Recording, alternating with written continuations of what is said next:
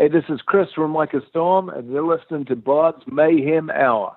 Welcome to BODS Mayhem Hour, your source for all hard rock, heavy metal, new metal, alternative, punk, horror punk, hardcore, rock, and all local bands, with your host, John the Bod, a.k.a. the Bodfather. Hey everybody, welcome to BODS Mayhem Hour. I am your host, John the Bod, a.k.a. the Bodfather, and as always, I'm bringing you guys awesome interviews. Today it is an honor and a huge privilege to have Mr. Chris Brooks. He is the lead vocalist and guitarist of Like a Storm back on the show with me. And I got to interview him a couple years ago at Louder in Life. Great band. If you have not got to check them out, please do so. New album is called Catacombs, and it's out now on Red Music. So, Chris, how's it going, man?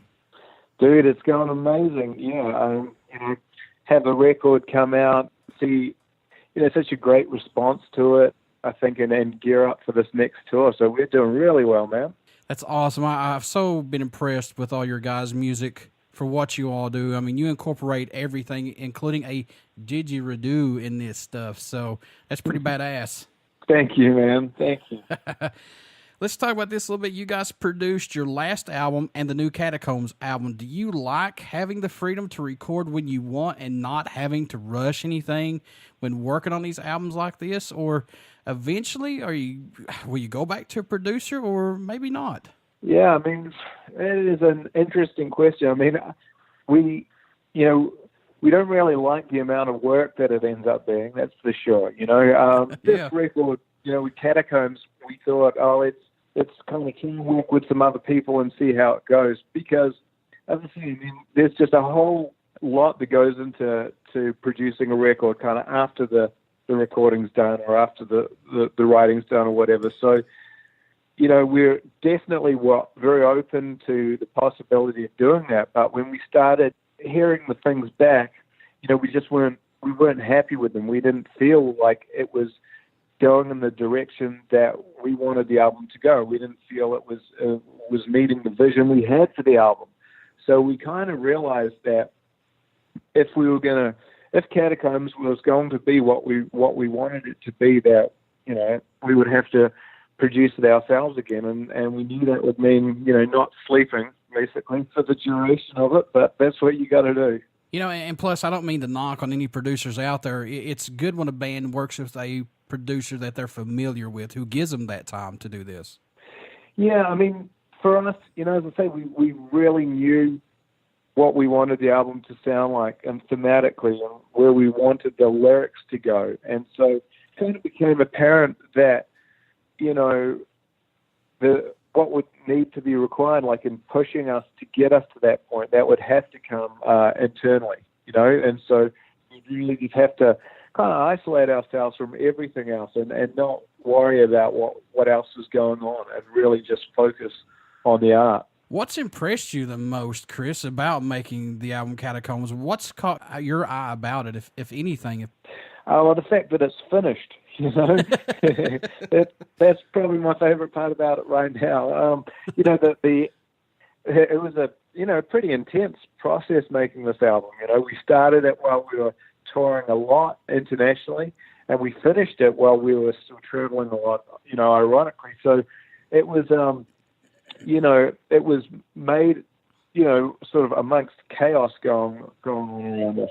But I'm really happy when I listen back to it now. I'm far more proud of this album than I've been of anything we've ever put out before. I'm really happy with the way we're able to grow musically, the way we're able to continue, incorporating new things into our music. And lyrically, I think the way that, we're able to be, really honest, I suppose. How long did it take to record this album? I mean, for us, I guess it's a different process because we produce it ourselves. It's a different process than maybe a standard band where you write the songs, then you demo the songs, then you come back and finally you record it and smash it out. For us, there is something really special about that kind of creating. There's something really magical that happens when you're writing the song. So we kind of try and keep it in that mode for the entire duration of making the album. So I think, while we're writing the song, we'll always make sure that we're recording things that may well end up being the vocal take that we use on the final album, So I think the process must have taken a year and a half, if not more, but, the first half a year we were touring a lot for that, and it was really only in the, maybe the last year and really the last kind of 6 to 8 months that we were able to focus on it a lot more. See, that's cool that you guys took that long to put this album out, because I interview a lot of bands and I hear it only took us like 4 months. It only took us like, 2 months. And I'm going, how in the hell did you pull that off? Yeah. I mean, and that's awesome for them if they can do that, because that would leave a lot of time to do other things. But I mean, for us, we knew with the Catacombs, with the concept of that we would have to go deep. We would have to go deep within, lyrically. Then musically, we would really have to push these boundaries, and we knew it was going to be like just a massive undertaking and an intense process. Are there any songs off this album that stand out more to you on it as of right now? I mean, I know these are like picking your favorite collectible or child or whatever, but are there any for you that stick out possibly the most? Yeah, that's a tough one. They're all, for different reasons. I mean, Pure Evil was the first song we recorded for this album. That really set the tone musically for what we wanted to do on this. And it was, really liberating, I think, having such a long song, having such a kind of an epic journey, and musically playing with those dynamics of like loud and soft. The Devil Inside, lyrically, I think really speaks to us, and we're at writing the album. Songs like Bridges You Burn Down, I think will be just amazing to play live. And then, songs like Complicated, I think where Matt sings that, and Solitary, I think just did an amazing job of singing them. So, I don't know, man, like different songs for different reasons. I thought this is really cool, but I wanted to ask your thoughts on this. Now, if anybody doesn't know what the Catacombs are, I'm going to give you a little bit of breakdown here in just a little bit when I ask this question right now. What led you to name the album Catacombs? Instantly, to me, this made me think of the Catacombs of Paris, which hold the remains of more than 6 million people in a small part of the tunnel network there. It's to consolidate Paris, ancient stone mines, and, what was this symbolic to you guys to name this album that, if anything possible, man, because I'm a paranormal guy, horror guy. I thought this was actually pretty cool that you named this album that. Thanks, man. Yeah, I mean, it's just such a memorable moment for us. We were on tour and we had a day off in Paris, and we were, writing. We were just starting to write for the album, and Zach, our drummer, had always wanted to go see these Catacombs, and I think we were the last group there, which meant there was no one behind us, and we kind of went through them just by ourselves. And, Paris is one of the most beautiful cities in the world. It was probably middle of summer, so the sun's shining. And then you wind down beneath the city, in this dark corridor that just leads hundreds of feet. And you're met with, as you say, millions of skulls, remains of 6 million people. And, a few hundred years ago, the cemeteries were overrun, and they didn't have anywhere to put the dead, so they literally just put them under the city. I think for us it was such a powerful metaphor for all those things you don't want to face, all those things inside yourself you don't want to confront. You try and bury all those things, and the fact that they're still there hundreds of years ago, as if they had just been buried there weeks ago. Mm-hmm. I mean, it was really symbolic that just because you push those things down, just because you try and distract them, doesn't mean that they disappear. In fact, they're always with you. I think that, symbolically, that really resonated with what was going on for us and what had been going on throughout, the idea of touring every night, kind of living in the moment and really not having to deal with anything deeper than that. And then kind of stopping that process, removing yourself from all distractions and just being faced with the voice of it. Now, did you guys get to go real far down into the catacombs? And if so, did you guys have like any experience down there? Anything crazy happen maybe? Oh, dude, it was insane because we were walking around. It was just us, you know, like everyone in front of us had gone through. We couldn't see them, and they'd shut the line down. They'd just let us through at the end, so there was no one else around. And I mean, it is haunting, dude. And you know, as haunting as it is to see the millions and millions of skulls in a line, what was even creepier is you would come to parts that have been gated off, and you would just see all the remains in there, and you know, it's just so eerie. Those are the places that no one ever goes into. Yeah, that's a place I would like to go. I mean, I used to be a paranormal investigator, and I still love to do it. But awesome! You know, that shit's real. I can't express that enough to folks who say, "Oh, it's fake." Well, what you see on TV, that is. But now when you do it personally and things, that's when shit gets real. I mean, honestly. Yeah, dude, you got to go and check them out. It's I mean, it's just crazy to witness that. You talked about growth just a little bit ago on this album, but how much growth musically have you seen this band grow with this album compared to the last album and the albums before? I mean, on this album, you know, I feel like we really grew a lot. You know, having Zach, this was the first album that he played on it, and he just slayed the drums. He brought such a great, you know, metal drumming to it, even further than our ideas, you know, because Ken and Matt grew up playing drums as their first instrument. I've always kind of, I don't know, when I'm writing songs, I'm often thinking of what the drums would do as well. But Zach just kind of, not only did he meet that level, but he just brought his own influence to it and just slayed the drums. You know, I think in every instrument it was really important for us to push it. Ken's bass playing, like really the way it moves and the way it locks in with the drums. You know, Matt really, his guitar playing is at another level. And then just interplay between all the vocals, you know, with Matt, Kent and I on this record. You know, there's a lot of call and answers. A lot of those screams are from Matt as you know, I sing a line, then he'll scream. I think it's it's important for us, man. Stay inspired, continue growing musically. You know? Do you think that adding Zach was kind of the spark that you guys needed, you know, to give you that extra oomph to you guys, maybe? Oh, well, I mean, I think we knew where we wanted to go musically with this record based on all the touring that we'd done the last 3 years, based on, you know, picking up from where we left off with Love the Way You Hate Me and that kind of thing, having more and more freedom to push ourselves. But I definitely think, you know, him coming in as the fourth member really kind of solidified the chemistry that we have now. You know, like, I mean, we're really, really close with Zach, not just musically, but personally. And so I think that definitely brings in such a, you know, a solid foundation, but also kind of a comfort to really push yourself further than you have gone before. You know what I mean? There's no sort of fear about anyone else hearing it and what will they think or where will they take it. You know, we're all very, very comfortable with each other musically and that kind of thing. So it gave us, you know, a chance, I think, a really creative environment to, you know, really push what we wanted to say.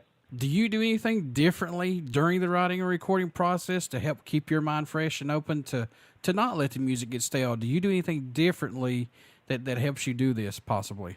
Yeah, we do. I mean, one thing we do is we make sure that we're recording in environments that we feel creative, you know?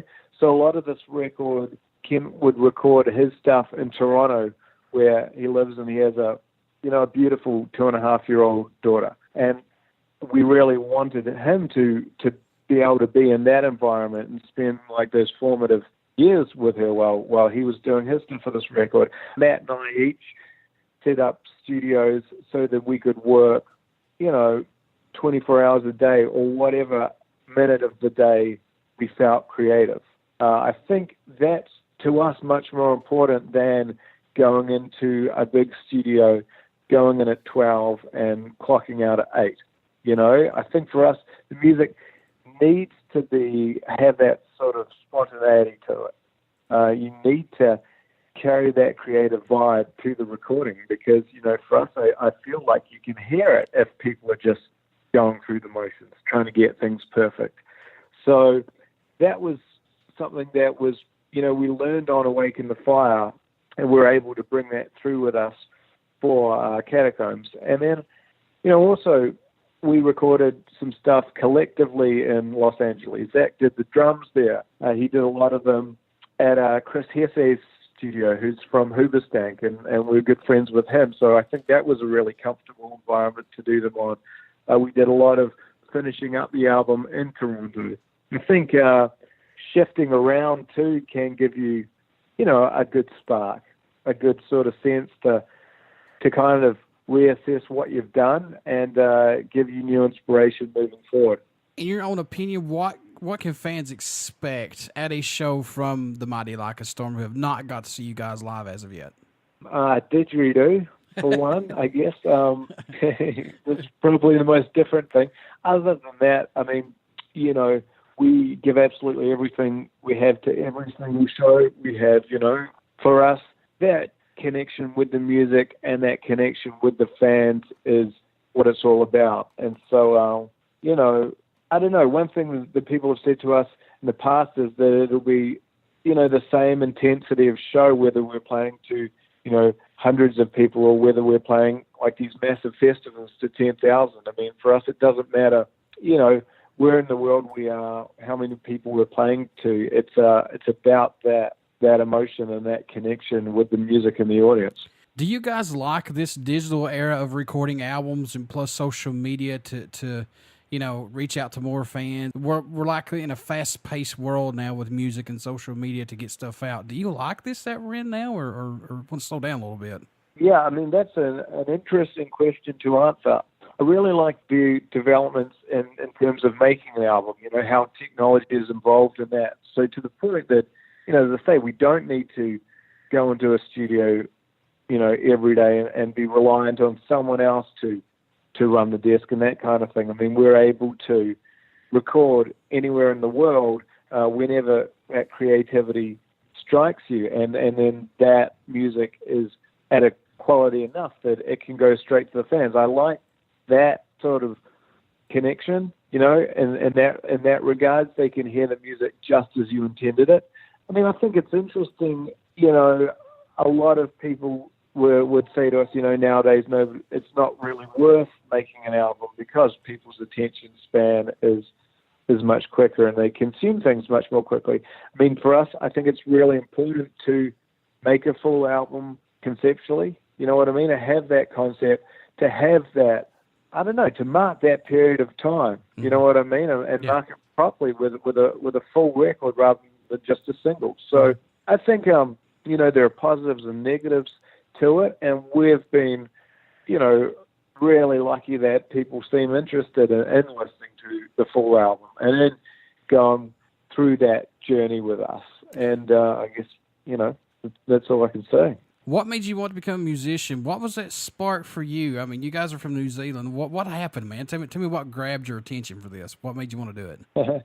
I mean, we grew up listening to music a lot. My parents loved like the Beatles, the Eagles, those kind of groups.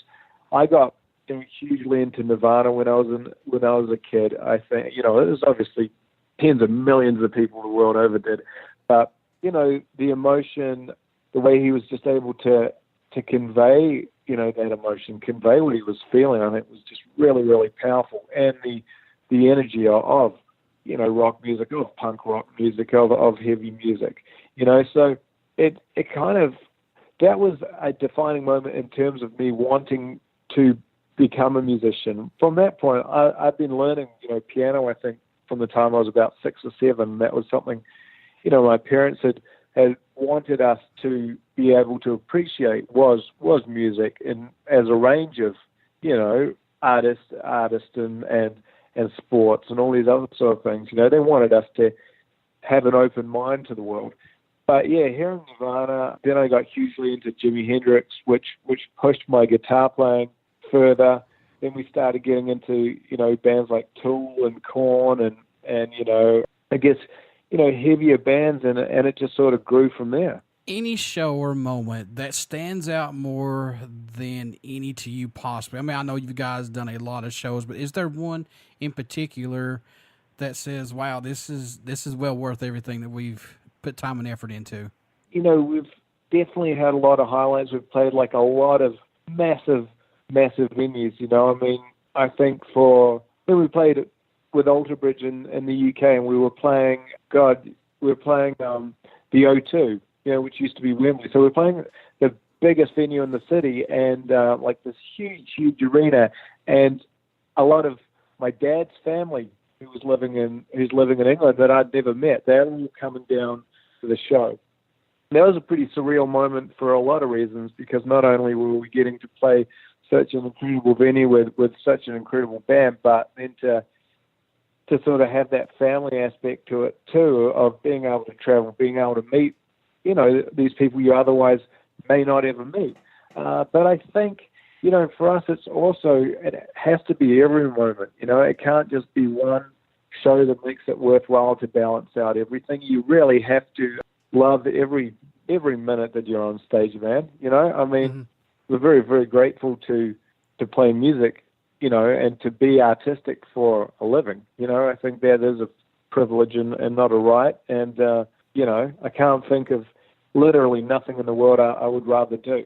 We lost an iconic musician last week, Vinnie Paul, drummer of the Mighty Pantera, Hell Yeah, Damage Plan, and Rebel Meets Rebel.